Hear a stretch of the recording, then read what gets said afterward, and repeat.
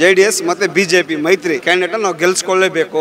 100ಕ್ಕೆ 100 ಯಾವುದೇ ಪಕ್ಷದ ಕ್ಯಾಂಡಿಡೇಟ್ ಗೆಲ್ಲೋಕೆ ಸಾಧ್ಯ ಇಲ್ಲ ಇಲ್ಲಿ ಕಾಂಗ್ರೆಸ್ ಬಿಟ್ರೆ. ಆ ಲೀಡರ್ ಸ್ವಲ್ಪ ಜನ ಗೊತ್ತಿಲ್ಲ KV ಗೌತಮ್ ಯಾರು ಅಂತೇಳಿ. ಅದಾನಿ ಅಂಬಾನಿನ ಸಾವಿರಾರು ಕೋಟಿ ಗಟ್ಟಲೆ ಅವ್ರು ಸಾಲ ಮನ್ನಾ ಮಾಡ್ತಾ ಇದಾರೆ. ಅವರು ಸೋಮಾರಿಗಳಾಗಲ್ಲ. ಜನ ಕಷ್ಟ ಬೀಳ್ತಾ ಇರೋದ್ರು ಒಂದ್ 5,000 ಉಳಿಸ್ಕೊಂಡ್ರೆ ಸೋಮಾರಿಗಳಾಗೋಗ್ತಾರೆ. ಹೆಂಗಿದೆ ನೋಡಿ ಇದು. ಹಲವಾರು ಒಂದು 4 ವರ್ಷದಿಂದ ಅವರು ಜನ ಸೇವೆ ಮಾಡ್ಕೊಂಡಿದ್ರು. ಒಂದು ಕಾಂಗ್ರೆಸ್ ಒಂದು ಗಾಲಿ ಬಂದ್ಬಿಡ್ತು. ನರೇಂದ್ರ ಮೋದಿ ಅವ್ರ ಬಗ್ಗೆ ಏನ್ ಹೇಳ್ತೀರಾ? ಹಿಸ್ಟ್ರಿಯಲ್ಲೇ ದೊಡ್ಡ ಸುಳ್ಳುಗಾರ ಅಂತ ಏನಾದ್ರು ಅವಾರ್ಡ್ ಇದ್ರೆ ಅವ್ರಿಗೆ ಕೊಡ್ಬೇಕು. ರಾಹುಲ್ ಗಾಂಧಿ ಅವರು ಒಂದು ಹೋರಾಟಗಾರ ಅಂತ ಹೇಳಿ. CM ಶ್ರೀನಾಥ್ ಅವ್ರಿಗೆ ಬಿಟ್ಟು ನಾನು ಬರೋದಿಲ್ಲ. ಚಾಕು ಎತ್ಕೊಂಡು ಕತ್ಕೊಯ್ಕೊಂತೀನಿ, ಬಟ್ ನಾನು ಪಾರ್ಟಿ ಬಿಟ್ಟು CM ಬಿಟ್ಟು ನಾನು ಬರೋದಿಲ್ಲ. ಪೈಪೋಟಿ ಏನೋ ಅಂತೂ ಅಷ್ಟು ಪ್ರಬಲವಾಗಿ ಕಾಣಿಸ್ತಾ ಇಲ್ಲ. ಯಾಕಂದ್ರೆ ಇಲ್ಲಿ ಭದ್ರಕೋಟೆ ಇದು ಕಾಂಗ್ರೆಸ್ದು. ಈಗ ಆಲ್ರೆಡಿ ಟಿಕೆಟ್ ಅನೌನ್ಸ್ ಆಗಿದೆ. ಯಾರು ಕೋಲಾರ ಲೋಕಸಭಾ ಕ್ಷೇತ್ರದ ಸಂಸದರಾಗಬಹುದು ಅಂತ ಅನ್ಸುತ್ತೆ ಸರ್? ಗೌತಮ್ ಅವರು ಆಗ್ಬೋದು ಮೇಡಮ್.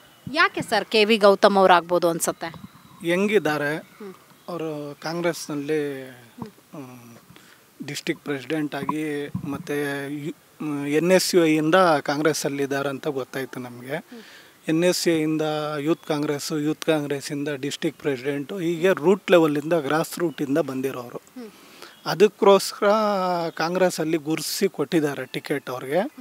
ಅದರಿಂದ ಇಲ್ಲಿ ಯಾವುದೇ ಭಿನ್ನಾಭಿಪ್ರಾಯ ಇದ್ದರೂ ಕೂಡ ನಮ್ಮಲ್ಲಿ ಪಕ್ಷದಲ್ಲೇ ಇದ್ದರೂ ಕೂಡ ನಾವೆಲ್ಲ ಸೇರಿ ಇವಾಗ ಇತ್ತು ಟಿಕೆಟ್ ಕೊಡೋ ತನಕ ಇತ್ತು ಅದು. ಈಗ ಎಲ್ಲ ಸೇರಿ ಮಾಡೋಣ ಅಂತ ಡಿಸೈಡ್ ಮಾಡ್ಕೊಂಡಿದ್ದಾರೆ ಅವರು ಲೀಡರ್ಸು. ಮತ್ತು ನಾವು ಕೂಡ ಕಾರ್ಯಕರ್ತರು ಕೂಡ 100ಕ್ಕೆ 100 ನಮ್ಮ ಕ್ಯಾಂಡಿಡೇಟ್ನ ಗೆಲ್ಸೋಕ್ಕೆ ಶ್ರಮ ಪಡ್ತೀರಿ. ಈಗ BJP ಮತ್ತು JDS ಅವ್ರು ಹೇಳ್ತಾರೆ ಕಾಂಗ್ರೆಸ್ಗೆ ಇಲ್ಲಿ ಅಭ್ಯರ್ಥಿ ಸಿಗದೆ ಹೊರಗಿನಿಂದ ಅಭ್ಯರ್ಥಿ ತಂದು ಹಾಕಿದ್ದಾರೆ, ಬೆಂಗಳೂರಿನಿಂದ ಕರ್ಕೊಂಬಂದಿದ್ದಾರೆ ಅಂತ. ಹಾಗೇನಿಲ್ಲ ಮೇಡಮ್. ಇವಾಗ ದೇಶದಲ್ಲಿ ನಾನು ದೇಶದ ಪ್ರಜೆಯಾಗಿ ನಾನು ಎಲ್ಲಿ ಬೇಕಾದರೂ ನಿಲ್ಬೋದು ದೇಶದಲ್ಲಿ.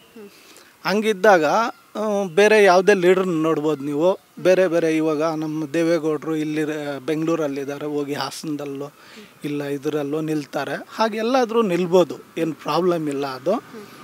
ಇಲ್ಲಿ ಬಂದಿದ್ದಾರೆ, ಬೇರೆ ಡಿಸ್ಟಿಕ್ಕಿಂದ ಬಂದಿರ್ಬೋದು, ನಮ್ಮದೇನು ಬೇರೆ ಸ್ಟೇಟಿಂದ ಬಂದಿಲ್ಲ ಅವರು, ಪಕ್ಕದಲ್ಲೇ ಬೆಂಗಳೂರು ಇರೋದು.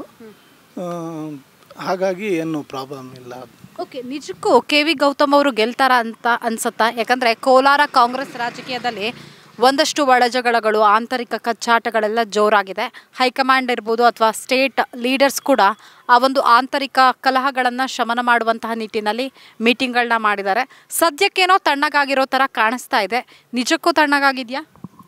ಈ ಥರನೇ ಅಸೆಂಬ್ಲಿ ಎಲೆಕ್ಷನಲ್ಲೂ ಟಿಕೆಟ್ಗೋಸ್ಕರ ಎಲ್ಲ ಕ್ಯಾಂಡಿಡೇಟ್ಗಳು ಒಳಜಗಳದಿಂದ ಕಚ್ಚಾಡಿದ್ದು, ಇದು ಆಡಿದ್ದು ಎಲ್ಲ ನಡೀತು. ಅದಾದಮೇಲೆ ಕ್ಯಾಂಡಿಡೇಟ್ ಅಂತ ಒಂದೊಂದು ಕಾನ್ಸ್ಟಿಟ್ಯೂನ್ಸಿಗೆ ಒಂದೊಂದು ಕ್ಯಾಂಡಿಡೇಟ್ ಅಂತ ಡಿಸೈಡ್ ಆಯಿತು.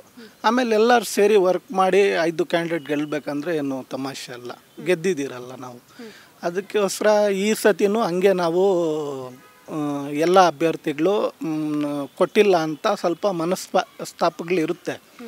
ಬಟ್ ಇವಾಗ ಎಲ್ಲರೂ ಸೇರಿ ಕೆಲಸ ಮಾಡಿ ಗೆಲ್ಸ್ಕೊಂಡು ಬರ್ತೀರಿ. ಓಕೆ, KV ಗೌತಮ್ ಹಾಗೆ ಮಲ್ಲೇಶ್ ಬಾಬು ಅವ್ರ ಮಧ್ಯ ಪ್ರಬಲವಾಗಿರುವಂತಹ ಪೈಪೋಟಿ ಇರುತ್ತಾ ಹೇಗೆ ಮೇಡಮ್? ಪ್ರಬಲವಾಗಿರುವಂಥ ಪೈಪೋಟಿ ಏನೋ ಅಂತೂ ಅಷ್ಟು ಪ್ರಬಲವಾಗಿ ಕಾಣಿಸ್ತಾ ಇಲ್ಲ. ಯಾಕಂದರೆ ಇಲ್ಲಿ ಭದ್ರಕೋಟೆ ಇದು ಕಾಂಗ್ರೆಸ್ದು. ಇಲ್ಲಿ 1 ಸತಿ ಅಥವಾ 2 ಸತಿ ಬೇರೆ ಪಕ್ಷಗಳು ಗೆದ್ದಿರೋದು ಬಿಟ್ಟರೆ ಯಾವುದೂ ಹಿಸ್ಟ್ರಿ ಇಲ್ಲ ಇಲ್ಲಿ ಕಾಂಗ್ರೆಸ್ ಬಿಟ್ಟು ಗೆದ್ದಿರೋದು. ಅದಕ್ಕೋಸ್ಕರ ನಾವು ಅದು ಅವ್ರದ್ದು ಏನು ಅವರು ಇದು ಮಾಡ್ಕೊಂಡಿದ್ದಾರೆ, ಮೈತ್ರಿ ಮಾಡ್ಕೊಂಡಿದ್ದಾರೆ, ಅದು ಒಂದು ಅನೈತಿಕ ಮೈತ್ರಿ ಅಂತ ಎಲ್ಲರಿಗೂ ಗೊತ್ತು. ಓಕೆ, ಈಗ ಕೋಲಾರ ರಾಜಕೀಯವನ್ನು ನೋಡಿದರೆ JDSನ ಶಾಸಕರು ಹೆಚ್ಚಿದ್ದಂತಹ ಸಂದರ್ಭದಲ್ಲಿ ಕೂಡ ಇಲ್ಲಿ MP ಆಗೋದಕ್ಕೆ ಅವರಿಗೆ ಸಾಧ್ಯ ಆಗಿಲ್ಲ. ಸೊ ಈ ಬಾರಿ ಕೂಡ ಹಾಗಾದರೆ ಸಾಧ್ಯ ಆಗಲ್ಲ ಅಂತನಾ? 100ಕ್ಕೆ 100 ಯಾವುದೇ ಪಕ್ಷದ ಕ್ಯಾಂಡಿಡೇಟ್ ಗೆಲ್ಲೋಕ್ಕೆ ಸಾಧ್ಯ ಇಲ್ಲ ಇಲ್ಲಿ ಕಾಂಗ್ರೆಸ್ ಬಿಟ್ಟರೆ. ಓಕೆ, ಕರ್ನಾಟಕದ 28 ಲೋಕಸಭಾ ಕ್ಷೇತ್ರಗಳಲ್ಲಿ ಯಾವ್ಯಾವ ಪಕ್ಷಕ್ಕೆ ಎಷ್ಟೆಷ್ಟು ಸೀಟ್ ಬರಬಹುದು? 20ರಿಂದ 22 ಸೀಟು ಕಾಂಗ್ರೆಸ್ಗೆ ಬರುತ್ತಂತ ನಮಗೆ ನಂಬಿಕೆ ಇದೆ. ಯಾವ ವಿಚಾರವನ್ನು ಇಟ್ಕೊಂಡು ನಂಬಿಕೆಯಿಂದ ಹೇಳ್ತಿದ್ದಾರೆ? ಯಾಕಂದರೆ 2019 ಲೋಕಸಭಾ ಚುನಾವಣೆಯಲ್ಲಿ ಕಾಂಗ್ರೆಸ್ಗೆ ಬಂದಿದ್ದು ಕೇವಲ 1 ಸೀಟು. ಈಗ ಏನು 5 ಗ್ಯಾರಂಟಿಗಳು ಕೊಟ್ಟಿದ್ದೀರಿ, ಅದರಿಂದ ಪ್ರತಿ ಕುಟುಂಬಕ್ಕೆ 4ರಿಂದ 5 ಸಾವಿರ 6 ಸಾವಿರವರೆಗೂ ಲಾಭ ಆಗ್ತಾಯಿದೆ, ಉಳಿತಾಯ ಆಗ್ತಾಯಿದೆ, ಉಳಿಕೆ ಅವ್ರಿಗೆ ಮುಂದಿನ ಭವಿಷ್ಯಕ್ಕೆ ಒಳ್ಳೆಯದಾಗುತ್ತೆ ಅದು ಬಡವರಿಗೆ. ಅದಕ್ಕೋಸ್ಕರ ಎಲ್ಲರೂ ಒಲವು ಇದೆ ಕಾಂಗ್ರೆಸ್ಗೆ ವೋಟ್ ಮಾಡಬೇಕಂತ. ಸಂಪೂರ್ಣವಾಗಿ ಕಾಂಗ್ರೆಸ್ ವೋಟ್ ಮಾಡ್ತಾರಂತ 90% ಏನು ಜನ ಇದ್ದಾರೆ ಅವ್ರಿಗೆ ಲಾಭ ಆಗ್ತಾಯಿದೆ. ಬಟ್ ಈಗ ಬಿಜೆಪಿ ಅವ್ರು ಹೇಳ್ತಾರೆ ಜನಕ್ಕೆ ಎಲ್ಲವನ್ನ ಫ್ರೀಯಾಗಿ ಕೊಟ್ರೆ ಜನರು ಸೋಮಾರಿಗಳಾಗ್ತಾರೆ ಅಂತ. ಹೌದು, ಅವ್ರು ಹೇಳ್ತಾ ಇರೋದು ನಿಜಾನೇ. ಬಟ್ ಅವ್ರದ್ರಲ್ಲಿ ಒಂದು ಇದಿದೆ, ಸೋಮಾರಿಗಳಾಗೋದ್ರಿ. ಅವರು ಕೋಟ್ಯಾಧೀಶರನ್ನ ಇನ್ನೂ ಕೋಟ್ಯಾಧೀಶರನ್ನಾಗಿ ಮಾಡ್ತಾಯಿದ್ದಾರೆ. ಅದಾನಿ ಅಂಬಾನಿನ ಸಾವಿರಾರು ಕೋಟಿಗಟ್ಟಲೆ ಅವ್ರು ಸಾಲ ಮನ್ನಾ ಮಾಡ್ತಾಯಿದ್ದಾರೆ. ಅವರು ಸೋಮಾರಿಗಳಾಗಲ್ಲ. ಜನ ಕಷ್ಟ ಬೀಳ್ತಾ ಇರೋದ್ರು ಒಂದು 5,000 ಉಳಿಸ್ಕೊಂಡ್ರೆ ಸೋಮಾರಿಗಳಾಗೋಗ್ತಾರೆ. ಹೆಂಗಿದೆ ನೋಡಿ, ಇದು ನೀವೇ ಯೋಚನೆ ಮಾಡಿ ನೋಡಿ.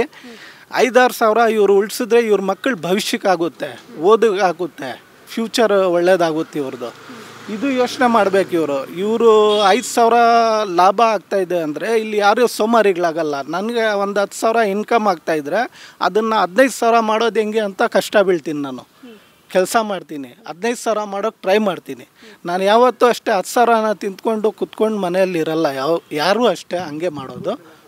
ಅದಕ್ಕೆ ನರೇಂದ್ರ ಮೋದಿ ಅವ್ರ ಬಗ್ಗೆ ಏನು ಹೇಳ್ತೀರಾ ಸರ್? ಮೇಡಮ್, ಅವರು ಈ ಹಿಸ್ಟ್ರಿಯಲ್ಲೇ ದೊಡ್ಡ ಸುಳ್ಳುಗಾರ ಅಂತ ಏನಾದರೂ ಅವಾರ್ಡ್ ಇದ್ದರೆ ಅವ್ರಿಗೆ ಕೊಡಬೇಕು ಮೇಡಮ್. ರಾಹುಲ್ ಗಾಂಧಿ ಅವ್ರ ಬಗ್ಗೆ ಏನು ಹೇಳ್ತೀರಾ? ರಾಹುಲ್ ಗಾಂಧಿ ಅವರು ಒಂದು ಹೋರಾಟಗಾರ ಅಂತ ಹೇಳ್ತೀನಿ ಮೇಡಮ್ ಅವ್ರಿಗೆ. Sir, thank you sir. ತಮ್ಮ ಹೆಸರು? ಮೊಹಮ್ಮದ್ ರಫಿ ನನ್ನ ಹೆಸರು. ಓಕೆ, ಯಾರಾಗ್ಬೋದು sir Kolar MP Balesh Babu versus KV Gautam ಅಂತ ಬಂದರೆ? KV ಗೌತಮ್ ಆಗ್ತಾರೆ. ಓಕೆ, ಯಾಕೆ KV ಗೌತಮ್ ಅವರು ಆಗ್ತಾರೆ ಅಂತ ಅನ್ಸುತ್ತೆ? ಯಾಕೆ ಅಂದರೆ ಇವಾಗ ಕೋಲಾರದಲ್ಲಿ ನಮ್ಮ ಶಾಸಕರು ಇದ್ದಾರೆ, MLC ನಸೀರ್ ಸಾಹೇಬರು ಇದ್ದಾರೆ, ಅನಿಲ್ ಕುಮಾರ್ ಸಾಹೇಬರು ಇದ್ದಾರೆ. ಇವರು ಎಲ್ಲ ನಾಯಕರು ಸೇರಿ ಒಂದು ಒಳ್ಳೆ ನಿರ್ಧಾರ ತಗೊಂಡು ಕ್ಯಾಂಡಿಡೇಟ್ಗೆ ಇವ್ರು ಹಾಕ್ಕೊಂಡು ಬಂದಿದ್ದಾರೆ. ಎಲ್ಲ ಇವಾಗ ಸ್ವಲ್ಪ ಕಿತಾಪಟ್ಟೆ ನಡೀತಾ ಇತ್ತು ಕ್ಯಾಂಡಿಡೇಟ್ ಬಗ್ಗೆ. ಇವಾಗ ಕ್ಯಾಂಡಿಡೇಟ್ ಡಿಕ್ಲೇರ್ ಆಗಿದೆ. ಇವಾಗ ಮುಂದಿನ ದಿವಸದಲ್ಲಿ ಕಾಂಗ್ರೆಸ್ ಇವಾಗ ಮುಂದ್ಗಡೆ ನಾನು ಕಾಂಗ್ರೆಸ್ಗೆ ಓಟ್ ಹಾಕ್ಸ್ಬೇಕಂತ ತೀರ್ಮಾನ ತಗೊಂಡಿದ್ದೀನಿ. ಈಗ JDSನಿಂದ ಗೆದ್ದಿದ್ರಿ, ನಗರಸಭೆಯಲ್ಲೂ ಇದ್ದೀರಾ ಅಂತ ಹೇಳ್ತಾ ಇದ್ದೀರಾ. JDS ಅಭ್ಯರ್ಥಿನೇ ಇರೋದು, ಮೈತ್ರಿ ಅಭ್ಯರ್ಥಿಯಾಗಿ JDS ಪಾಲಿಗೆ ಬಂದಿದೆ ಕೋಲಾರ ಲೋಕಸಭಾ ಕ್ಷೇತ್ರ. JDS ಅಭ್ಯರ್ಥಿ ಇದ್ರೂ ಕೂಡ ಕಾಂಗ್ರೆಸ್ ಪರವಾಗಿ ಯಾಕೆ? ಮೇಡಮ್, 2023ರಲ್ಲಿ ನಮ್ಮ CMR ಶ್ರೀನಾಥ್ ಅವರು ಕ್ಯಾಂಡಿಡೇಟ್ ಆಗಿದ್ದರು. ನಾನು ಸುಮಾರು ಸತಿ ನಮ್ಮ ಕಾಂಗ್ರೆಸ್ ಮುಖಂಡರು ಬಂದು ನನಗೆ ನೀವು ಕಾಂಗ್ರೆಸ್ಗೆ ಬಂದು ಕೆಲಸ ಮಾಡಿ ಅಂತ ಹೇಳಿದ್ರು. ಆವಾಗ ನೇರವಾಗಿ ನಾನು ಹೇಳಿಬಿಟ್ಟೆ, ನಾನು JDS ಪಾರ್ಟಿ ಬಿಟ್ಟು ಬರೋದಿಲ್ಲ. ಅದರಲ್ಲಿ CMR ಶ್ರೀನಾಥ್ ಅವ್ರಿಗೆ ಬಿಟ್ಟು ನಾನು ಬರೋದಿಲ್ಲ. ಯಾಕಂದರೆ 3 ವರ್ಷದಿಂದ ಅವ್ರ ಜೊತೆಯಲ್ಲಿ ನಾನಿದ್ದೆ. ಆ ಕರೋನಾ ಸಂದರ್ಭದಲ್ಲಿ ಅವ್ರ ಜೊತೆಯಲ್ಲಿದ್ದು ಪ್ರತಿ ನನ್ನ ಮನೆ ಹತ್ರ ಹೋಗಿ ಯಾರಿಗೆ ಕರೋನಾ ಪಾಸಿಟಿವ್ ಬಂದಿದೆ ಅವ್ರಿಗೆ ಮೆಡಿಷನ್ ಕಿಟ್ಟು, ರೇಷನ್ ಕಿಟ್ ಎಲ್ಲ ಮಾಡಿ ಅವ್ರ ಜೊತೆಯಲ್ಲಿ ಕೊಟ್ಕೊಂಡು ಬಂದಿರೋದು. 3 ವರ್ಷದಿಂದ ಅವ್ರ ಜೊತೆಯಲ್ಲಿ ಇದ್ದೀನಿ. ನಾನು ಪಾರ್ಟಿ ಬಿಟ್ಟು ಬರೋದಿಲ್ಲ. ಪಾರ್ಟಿ ಚಾಕು ಎತ್ಕೊಂಡು ಕತ್ಕೊಯ್ಕೊಳ್ತೀನಿ. ಬಟ್ ನಾನು ಪಾರ್ಟಿ ಬಿಟ್ಟು CMRಗೆ ಬಿಟ್ಟು ನಾನು ಬರೋದಿಲ್ಲ ಅಂತಲೂ ನಾನು ಹೇಳಿದ್ದೆ. ಅವಾಗ ಮೀಡಿಯಾನಲ್ಲಿನೂ ನೇರವಾಗಿ ಹೇಳಿದೆ. ಇವಾಗ ನಮ್ಮ JDS ಮುಖಂಡರು ನಮ್ಮ ಕುಮಾರಣ್ಣ ದೇವೇಗೌಡರು ಸಾಹೇಬರು ಒಂದು ನಿರ್ಧಾರ ತೊಗೊಂಡಿದ್ದಾರೆ. ಅಲೈನ್ಸ್ ಆಗಿದ್ದಾರೆ BJPಗೆ. ಮೇಡಮ್, ಅವರು ಕೆಪಾಸಿಟಿಯಿಂದ ಅವರು 2 ಸೀಟ್ ನಿಲ್ಲಿಸ್ಕೊಂಡು ಗೆಲ್ಸ್ಕೊಳ್ಬೇಕಾಗಿತ್ತು. ಅವರು ಅಲೈನ್ಸ್ ಆಗಬಾರ್ದಾಗಿತ್ತು. ಅಂದರೆ ನೀವು ಕಾಂಗ್ರೆಸ್ ಸೇರೋದಕ್ಕೆ BJP ಮತ್ತು JDS ಮೈತ್ರಿನೇ ಕಾರಣ? JDS ಅವರು BJP ಜೊತೆ ಹೋಗಿದ್ದೇ ಕಾರಣನ ಏನು? ಮೇಡಮ್, ಇವಾಗ 2023ರಲ್ಲಿ ಅವರು ಸುಮಾರು ಕುಮಾರಣ್ಣ ಪಂಚರತ್ನ ಯೋಜನೆ ಎಲ್ಲ ತೊಗೊಂಡೋಗಿದ್ರು. ಬಟ್ ಅದು ಜನಗೆ ಏನು ವರ್ಕೌಟ್ ಆಗಿಲ್ಲ. ಇವಾಗ ನಮ್ಮ ಕೋಲಾರದ್ದು ನಾವು ಒಂದು ಮಾತು ಹೇಳೋಣ. ಹಲವಾರು ಒಂದು 4 ವರ್ಷದಿಂದ ಅವರು ಜನ ಸೇವೆ ಮಾಡ್ಕೊಂಡಿದ್ರು. ಒಂದು ಕಾಂಗ್ರೆಸ್ದು ಒಂದು ಗಾಲಿ ಬಂದುಬಿಡ್ತು. ಇದು 5 ಸ್ಕೀಮ್ ಐತಲ್ಲ, ಆ 5 ಸ್ಕೀಮ್ ಕೆಲಸ ಮಾಡಿಬಿಡ್ತು ಜನಗೆ. ಇವಾಗ ಮುಂದ್ಗಡೆ ಜನಗೆ ಅವರು ಕೊಟ್ಟ ಮಾತು ಉಳಿಸ್ಕೊಳಕ್ಕೆ ಸಿದ್ದರಾಮಯ್ಯ ಅವರು ಜನಗೆ 5 kg ಅಕ್ಕಿಗೆ 10 kg ಅಕ್ಕಿ ಕೊಡ್ತಾಯಿದ್ದಾರೆ. ಪ್ರತಿ ಒಂದು ಮನೆಗೆ 2,000 ರೂಪಾಯಿ ಲೇಡೀಸ್ಗೆ ಹೋಗ್ತಾಯಿದೆ. ಮತ್ತು ಕರೆಂಟ್ ಬಿಲ್ ಫ್ರೀ ಆಗ್ತಾಯಿದೆ. ಬಸ್ನಲ್ಲಿ ಲೇಡೀಸ್ಗೆ ಫ್ರೀ.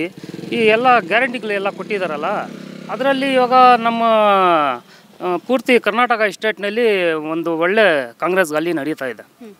ಅದರಲ್ಲಿ ಇವಾಗ ನಮ್ಮ ಮೈನಾರಿಟೀಸು ಕಾಂಗ್ರೆಸ್ ಬಿಟ್ಟು ಬೇರೆಯವ್ರಿಗೆ ಹಾಕೋದಿಲ್ಲ ಅಂತ ಒಂದು ತೀರ್ಮಾನ ಈಗ ನೀವು ತಗೊಂಡಿದ್ದಾರೆ. ನಗರಸಭೆ ಮೆಂಬರ್ ಆಗಿರೋದ್ರಿಂದ ಸೊ ಸಿಟಿಲಿ ಎಷ್ಟು ಓಟ್ಗಳಿದೆ ಸರ್ ಈಗ ಕೋಲಾರ ಸಿಟಿಲಿ? ಕೋಲಾರ ಸಿಟಿನಲ್ಲಿ 1,60,000 ಓಟ್ ಇದೆ ಮೇಡಮ್. ಓಕೆ, ಯಾರು ಪರವಾಗಿದ್ದಾರೆ ಜನರೆಲ್ಲರೂ? ಮೇಡಮ್ ಇಲ್ಲಿ ಕೋಲಾರ ಸಿಟಿನಲ್ಲಿ ಈಗ 23 ಎಲೆಕ್ಷನ್ ನಡೀತಲ್ಲ, ಹೈಯೆಸ್ಟ್ ಲೀಡು ಕಾಂಗ್ರೆಸ್ಗೆ ಬಂದಿರೋದು. ಓಕೆ, ಎಷ್ಟು ಲೀಡ್ ಇತ್ತು ಸರ್ ಕಾಂಗ್ರೆಸ್ಗೆ? ಇವಾಗ ನಮ್ಮ 30,000 ಲೀಡ್ ಬಂದಿದೆ. ಈ ಬಾರಿ ಕೂಡ ಅದೇ ರಿಪೀಟ್ ಆಗುತ್ತಾ ಹಾಗಾದ್ರೆ? ನಮ್ಮ ಮೇನ್ ಏನಂದರೆ ನಮ್ಮ ಶಾಸಕರು ಕೊತ್ತೂರು ಮಂಜುವಣ್ಣ ಇದ್ದಾರಲ್ಲ, ಅವರು ಬಂದ ಮೇಲೆ ಸುಮಾರು ಡೆವಲಪ್ಮೆಂಟ್ಸ್ ಆಗ್ತಾಯಿದೆ. ಅದಕ್ಕೆ ಮುಂಚೆ ಏನು ನಮ್ಮ ಮಾಜಿ ಶಾಸಕರು ಶ್ರೀನಿವಾಸ್ ಗೌಡರು ಇದ್ದರು, ಅವರು 5 ವರ್ಷ ಇದ್ದರು, ಅವರು ಏನು ಕೆಲಸಗಳು ಅವಾಗಾಗಿಲ್ಲ. ಇವರು ಬಂದ ಮೇಲೆ ಸುಮಾರು ಡೆವಲಪ್ಮೆಂಟ್ಸ್ ಆಗ್ತಾಯಿದೆ. ಓಕೆ, ನರೇಂದ್ರ ಮೋದಿ ಅವ್ರ ಬಗ್ಗೆ ಏನು ಹೇಳ್ತೀರಾ ಸರ್? ನರೇಂದ್ರ ಮೋದಿ ಅವರು ಪ್ರಧಾನಿ ನಮ್ಮ ದೇಶದ್ದು, ಬಟ್ ಅವರು ಕೊಟ್ಟಿರೋದು ಮಾತು ಉಳಿಸ್ಕೊಂಡಿಲ್ಲ ಮೇಡಮ್. ಅವರು ಏನು 15 ಲಕ್ಷ ರೂಪಾಯಿ ಹಾಕ್ತೀರ ಅಂತ ಹೇಳಿ ಬಡವ್ರಿಗೆ ಮಾತು ಕೊಟ್ಟಿದ್ರು, ಅದು ಯಾರಿಗೂ 1 ರೂಪಾಯಿ ಇವಾಗವರೆಗೂ ಬಂದಿಲ್ಲ. 2 ಕೋಟಿ ಉದ್ಯೋಗ ಕೊಡ್ತೀರಂತ ಮಾತು ಕೊಟ್ಟಿದ್ರು, ಅದು ಯಾರಿಗೂ ಬಂದಿಲ್ಲ. ಇನ್ನು ಕೊಟ್ಟಿರೋದು ಮಾತು ಎಲ್ಲಿ ಉಳಿಸ್ಕೊತಾ ಇದ್ದಾರೆ ಮೇಡಮ್ ಅವರು. ರಾಹುಲ್ ಗಾಂಧಿ ಅವ್ರ ಬಗ್ಗೆ ಏನು ಹೇಳ್ತೀರಾ? ಮೇಡಮ್ ರಾಹುಲ್ ಗಾಂಧಿ ಒಳ್ಳೆ ಯುವಕ, ಅವರು ಒಂದು ಯೂತ್ ಆಗಿ ಸುಮಾರು 4,000 ಚಿಲ್ಲರೆ ಕಿಲೋಮೀಟ್ರ್ ಹೋರಾಟ ಮಾಡ್ಕೊಂಡು ಬಂದಿದ್ದಾರೆ. ಈಗ ಮುನ್ಗಡೆ ಅವ್ರಿಗೆ ಒಂದು ಭವಿಷ್ಯ ಇದೆ, ಅವರು ನಮ್ಮ ಮುನ್ಗಡೆ ಒಂದು ಪ್ರಧಾನಿ ಆಗ್ತಾರಂತ ನಂಬಿಕೆ ಇದೆ. ಓಕೆ, ಆಗ್ತಾರೆ ಮೇಡಮ್ ಅವರು. ಕರ್ನಾಟಕದ 28 ಲೋಕಸಭಾ ಕ್ಷೇತ್ರದಲ್ಲಿ ಯಾವ್ಯಾವ ಪಕ್ಷಕ್ಕೆ ಎಷ್ಟೆಷ್ಟು ಸೀಟ್ ಬರಬಹುದು? ಮೇಡಮ್ ಇದು 20 ಸೀಟ್ ಮೇಲೆ ಕಾಂಗ್ರೆಸ್ ಬರ್ತದೆ madam. Okay sir, thank you. Sir ತಮ್ಮ ಹೆಸರು? ನಮ್ಮ ಹೆಸರು ಚಂಬೆ ರಾಜೇಶ್ ಅಂತೇಳಿ. ಕೋಲಾರ ಸಂಸದರು ಯಾರಾಗ್ಬೋದು ಸರ್? ಮೇಡಮ್ ಕೋಲಾರ ಸಂಸದರು ಕೋಲಾರದಲ್ಲಿ ಸಿಗೋಂಥವ್ರು ಆಗಬೇಕು. ಯಾರು ಸಿಗ್ತಾರೆ ಅಂತ ಅನ್ಸುತ್ತೆ? ಈಗೇನು JDS ಮತ್ತು BJP ಮೈತ್ರಿ ಅಭ್ಯರ್ಥಿ ಮಲ್ಲೇಶ್ ಬಾಬು ಅವ್ರು ಕೊಟ್ಟಿದ್ದಾರೆ, ಅವ್ರು ಕೋಲಾರದಲ್ಲಿ ಸಿಗ್ತಾರೆ. ಅಂಥವರು ಈ ಕೋಲಾರಕ್ಕೆ ಲೋಕಸಭಾ ಸದಸ್ಯರಾಗಿ ಆಯ್ಕೆ ಆಗಬೇಕು. KV ಗೌತಮ್ ಅವರು ಯಾಕೆ ವಿನ್ ಆಗಲ್ಲ ಅಂತ ಅನಿಸ್ತಿದೆ? KV ಗೌತಮ್ ಅವ್ರು ಯಾರು ಅಂತ ಗೊತ್ತಿಲ್ಲ, ಬರೀ ಲೀಡರ್ಗೆ ಅಷ್ಟೇ ಗೊತ್ತಿದೆ. ಆ ಲೀಡರ್ಗಳು ಸ್ವಲ್ಪ ಜನ ಗೊತ್ತಿಲ್ಲ KV ಗೌತಮ್ ಯಾರು ಅಂತೇಳಿ. ಹಂಗೂ ಗೆದ್ದರೆ ಅವ್ರು ಸಿಗ್ತಾರೆ ಕೈಗೆ. ಇಲ್ಲಿ ಕೋಲಾರದಲ್ಲಿ ಬೆಂಗಳೂರಲ್ಲಿ ಇರ್ತಾರೆ, ಅವ್ರು ಕುಡ್ಕೊಂಡು ಹೋಗೋರು ಯಾರು ಯಾರೇ ಆಗಿರ್ಬೋದು. ನಾನು ಪಾರ್ಟಿ ಪ್ರಶ್ನೆ ಎಲ್ಲ ಹೇಳೋದು, ಸ್ಥಳೀಯವಾಗಿ ಸಿಗೋಂಥವ್ರು, ಕಷ್ಟ ಸುಲಭ ಆಗೋಂಥವ್ರು ಇಲ್ಲಿ ಲೋಕಸಭಾ ಸದಸ್ಯರಾಗಬೇಕು ಅಂತ ನಮ್ಮ ಅನಿಸಿಕೆ. ಈಗ BJP ಮತ್ತು JDS ಏನು ಮೈತ್ರಿ ಮಾಡ್ಕೊಂಡಿದೆ, ಸೊ ಬಟ್ JDS ಪಾಲಾಗಿದೆ ಕೋಲಾರ ಲೋಕಸಭಾ ಕ್ಷೇತ್ರ. ಸೊ ಈ ಒಂದು ಸ್ಥಳೀಯ ಮಟ್ಟದ ಕಾರ್ಯಕರ್ತರು ಒಂದಾಗಿದ್ದಾರಾ BJP ಅವರು JDS ಅವರು? 100% ಒಂದಾಗಿದ್ದಾರೆ, ಆಗಿದೆ. ನಿನ್ನೆ ಒಂದು ಪೂರ್ವಭಾವಿ ಸಭೆ ಮಾಡಿದರು, ಸುಮಾರು ಒಂದು 4,000 ಜನ ಸೇರಿದರು. BJP ಮತ್ತು JDS ಎರಡೂ 4,000 ಜನ ಮೇಲೆ ಸೇರಿದರು. ಅಲ್ಲೆಲ್ಲ ಒಗ್ಗಟ್ಟದಿಂದ ಒಮ್ಮತದಿಂದ ಎಲ್ಲ ನಿರ್ಣಯ ತೊಗೊಂಡಿದ್ದಾರೆ. ನಾವು ನಮ್ಮ ಕ್ಯಾಂಡಿಡೇಟ್ನ JDS ಮತ್ತು BJP ಮೈತ್ರಿ ಕ್ಯಾಂಡಿಡೇಟ್ನ ನಾವು ಗೆಲ್ಲಿಸ್ಕೊಳ್ಳೇಬೇಕು. ಒಂದಷ್ಟು ಜನ ಮತದಾರರು ಹೇಳ್ತಾ ಇದ್ದಾರೆ ಬಲಗೈ ಸಮುದಾಯಕ್ಕೆ ಏನು ಬೇಸರ ಆಗಿದೆ, ಯಾರು ಟಿಕೆಟ್ ಕೊಟ್ಟಿಲ್ಲ ಅನ್ನೋ ಕಾರಣಕ್ಕೆ ಪಕ್ಷೇತರ ಅಭ್ಯರ್ಥಿಯಾಗಿ ಯಾರಾದರೂ ಸ್ಟ್ರಾಂಗ್ ಕ್ಯಾಂಡಿಡೇಟ್ ನಿಂತಹ ಸಂದರ್ಭದಲ್ಲಿ ಕೋಲಾರ ರಾಜಕೀಯ ಚಿತ್ರಣ ಬದಲಾಗತ್ತಾ? ಹಿಂದೆ ಇದ್ದಂಥ ಸಂಸದರು ಕೂಡ ಬಲಗೈ ಜನಾಂಗಕ್ಕೆ ಸೇರಿದಂಥವ್ರೆ. ಅವರು BJPಯಲ್ಲಿ ಗೆದ್ದಂಥವರು. JDS BJP ಮೈತ್ರಿ ಆಗೋದ್ರಿಂದ ಅವ್ರಿಗೆ ಸಲ ಸೀಟ್ ಮಿಸ್ ಆಗಿದೆ ಅಷ್ಟೇ. ಈಗ ಏನಾದ್ರು ಕಾಂಗ್ರೆಸ್ ಅವರು ಇರೋಂಥವರು, ಕಾಂಗ್ರೆಸ್ ಅವರು ಹೇಳ್ತಾರೆ ನಮ್ಮ ಬಲಗೈ ಸಮುದಾಯಕ್ಕೆ ಕೊಡಬೇಕು ಕಾಂಗ್ರೆಸ್ ಟಿಕೆಟ್ ಅಂತಿದ್ದಾರೆ, ಅದು ಅವರ ಅನಿಸಿಕೆ. ಅಲ್ಲ, ಈಗ ಪಕ್ಷೇತರವಾಗಿ ನಿಲ್ಲುವಂತಹ ನಿಟ್ಟಿನಲ್ಲೂ ಕೂಡ ಒಂದಷ್ಟು ಬೆಳವಣಿಗೆಗಳಾಗ್ತಾ ಇದೆ. ಸಂಸದರು ಬಲಗೈ ಸಮುದಾಯದವರು ಇದ್ದಿದ್ದು. ಈಗ ಅದನ್ನ ಬಿಟ್ಟು ಈಗ ರಾಜಕೀಯ ಒಂದಷ್ಟು ಚರ್ಚೆಗಳಾಗ್ತಾ ಇರೋದು ಪಕ್ಷೇತರ ಅಭ್ಯರ್ಥಿಯಾಗಿ ಆದರೂ ನಿಲ್ಲಬೇಕು ಅಂತ. ಆ ಸಂದರ್ಭದಲ್ಲಿ ರಾಜಕೀಯ ಬದಲಾಗತ್ತಾ ಕೋಲಾರದ್ದು? ಏನು ಆ ಥರ ಏನು ಆಗೋದಿಲ್ಲ ಮೇಡಮ್. ಬಲಗೈ ಸಮುದಾಯ ಅಂದ್ಬಿಟ್ಟು ಇಂಡಿಪೆಂಡೆಂಟ್ ನಿಂತರೂ ಏನು ಆಗೋದಿಲ್ಲ. ಯಾಕಂದರೆ ಅದೇ ರಾಷ್ಟ್ರೀಯ ಪಕ್ಷ ಕಾಂಗ್ರೆಸ್ ಕೂಡ, BJP ಕೂಡ ರಾಷ್ಟ್ರೀಯ ಪಕ್ಷ ಮತ್ತು ಪ್ರಾದೇಶಿಕ ಪಕ್ಷ ಎರಡು ಮಿಲನ ಆಗಿದೆ. ಅದರಲ್ಲಿ ಏನು ಅಷ್ಟೊಂದು ಅದೇ ಕಾಂಗ್ರೆಸ್ಗೆ ಎಫೆಕ್ಟ್ ಆಗ್ಬೋದು. ಜನ ಪ್ರತಿದಿನ ಟೈಮ್ ಸರಿಯಾಗಿ ಊಟ ಮಾಡ್ತಾರೋ ಬಿಡ್ತಾರೋ, ಆದರೆ ಪೊಲಿಟಿಕಲ್ ಟ್ರೆಂಡ್ ಏನಿದೆ ಅಂತ ಪ್ರತಿದಿನ ಪ್ರತಿ ಕ್ಷಣ ಕಾಯ್ತಿರ್ತಾರೆ. ಕರ್ನಾಟಕದ ಆಕಾರದಲ್ಲಿ ಯಾವ ಅಭ್ಯರ್ಥಿ ಅಬ್ಬರಿಸಿದ್ರು ಮತ್ಯಾವ ಅಭ್ಯರ್ಥಿ ತತ್ತರಿಸಿದ್ರು ಅಂತ ನೋಡೋಕೆ ಕಾತರದಿಂದ ಕಾಯ್ತಿರ್ತಾರೆ. 28 ಕ್ಷೇತ್ರಗಳ ಪ್ರತಿದಿನದ ಪಬ್ಲಿಕ್ ಪಲ್ಸ್ ಏನು, ಪ್ರಚಾರದಲ್ಲಿ ಯಾರ ಮುಂದೆ ಯಾರ ಹಿಂದೆ ಎಲ್ಲ ಮಾಹಿತಿಯನ್ನು ನಾವು ಕೊಡ್ತೇವೆ. ಕರ್ನಾಟಕ ಕುರುಕ್ಷೇತ್ರ 28 ಕ್ಷೇತ್ರಗಳ ಡೈಲಿ ನ್ಯೂಸ್ ಪ್ರತಿದಿನ ರಾತ್ರಿ 8 ಗಂಟೆಗೆ ಯೂಟ್ಯೂಬ್ನಲ್ಲಿ ಕರ್ನಾಟಕ ಟಿವಿ ಅಂತ ಸರ್ಚ್ ಮಾಡಿ, ನಂತರ ನಮ್ಮ ಕರ್ನಾಟಕ ಟಿವಿ ಸಬ್ಸ್ಕ್ರೈಬ್ ಮಾಡಿ. ಸಬ್ಸ್ಕ್ರೈಬ್ ಆದಮೇಲೆ ನಿಮಗೆ ಹೋಮ್ ಪೇಜ್ ಬಂದರೆ ಕಮ್ಯುನಿಟಿ ಅನ್ನೋ ಆಪ್ಷನ್ ಸಿಗುತ್ತೆ. ಈ ಕಮ್ಯುನಿಟಿ ಆಪ್ಷನ್ ಕ್ಲಿಕ್ ಮಾಡಿದ್ರೆ ನಿಮ್ಮ ಕೆಳಗಡೆ 28 ಲೋಕಸಭಾ ಕ್ಷೇತ್ರಗಳ ಒಂದು ಪೋಲ್ ಕ್ರಿಯೇಟ್ ಮಾಡಲಾಗಿದೆ. ನೀವು ಹೋಗಿ 28 ಕ್ಷೇತ್ರಗಳಲ್ಲಿ ಯಾರು ಗೆಲ್ತಾರೆ, ಯಾರು ಗೆಲ್ಲಬೇಕು, ನಿಮ್ಮ ಸಪೋರ್ಟ್ ಯಾರಿಗೆ ಅಂತ ಅಲ್ಲಿ ನೀವು ಕ್ಲಿಕ್ ಮಾಡ್ಬೋದು, ಅಂದರೆ ವೋಟ್ ಮಾಡ್ಬೋದು. ಇಲ್ಲೇನು ವೋಟಿಂಗ್ ಆಗುತ್ತೆ ನಾವು ಪ್ರತಿದಿನ ನಾವು ನ್ಯೂಸಲ್ಲಿ ನಿಮಗೆ ಅಪ್ಡೇಟ್ ಮಾಡ್ತಿರ್ತೀವಿ. ಇದು ಮತದಾನದ ದಿನದವರೆಗೂ ಕೂಡ ಈ ಪೋಲಿಂಗ್ ಓಪನ್ ಇರುತ್ತೆ.